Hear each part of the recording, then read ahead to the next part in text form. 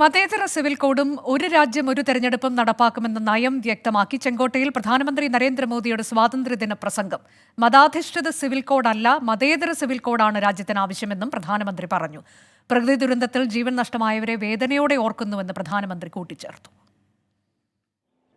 हम 2047 विकसित भारत का लक्ष्य प्राप्त कर सकते हैं अगर 40 करोड़ देशवासी अपने पुरुषार्थ से, अपने समर्पण से, अपने त्याग से, अपने बलिदान से आजादी दे सकते हैं, आजाद भारत बना सकते हैं.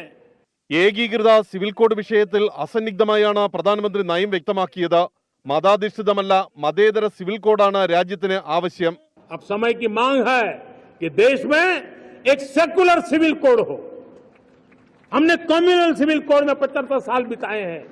अब हमें सेक्युलर सिविल कोड की तरफ जाना होगा और तब जाकर के देश में धर्म के आधार पर जो भेदभाव हो रहे हैं, सामान्य नागरिक को जो दूरी महसूस होती है, उससे हमें मुक्ति मिलेगी. ഒരു രാജ്യം ഒരു തെരഞ്ഞെടുപ്പ് പദ്ധതി സംബന്ധിച്ചും പ്രധാനമന്ത്രി നരേന്ദ്രമോദി വിശദീകരിച്ചു. ഇന്ത്യയുടെ ജനാധിപത്യത്തിന് ഒരു രാജ്യം ഒരു തെരഞ്ഞെടുപ്പ് അനിവാര്യമാണ്. പുതിയ ക്രിമിനൽ നിയമങ്ങൾ രാജ്യത്തെ നിയമവ്യവസ്ഥയുടെ അന്തസ്സ് ഉയർത്തി. മൂന്നാം തവണ അധികാരത്തിലെത്താൻ അവസരം നൽകിയ ജനങ്ങൾക്ക് പ്രധാനമന്ത്രി നന്ദി പ്രകാശിപ്പിച്ചു. പ്രതിപക്ഷ നേതാവ് രാഹുൽ ഗാന്ധി അടക്കമുള്ള ഇന്ത്യ മുന്നണി നേതാക്കളും കേന്ദ്രമന്ത്രിമാരും നയതന്ത്ര പ്രതിനിധികളും ചെങ്കോട്ടയിലെ സ്വാതന്ത്ര്യദിനാഘോഷങ്ങളുടെ ഭാഗമായി. 11ാം തവണയാണ് നരേന്ദ്രമോദി പ്രധാനമന്ത്രി എന്ന രീതിയിൽ ചെങ്കോട്ടയിൽ ദേശീയ പതാക ഉയർത്തി സ്വാതന്ത്ര്യദിനത്തിൽ രാജ്യത്തെ അഭിസംബോധന ചെയ്തത്.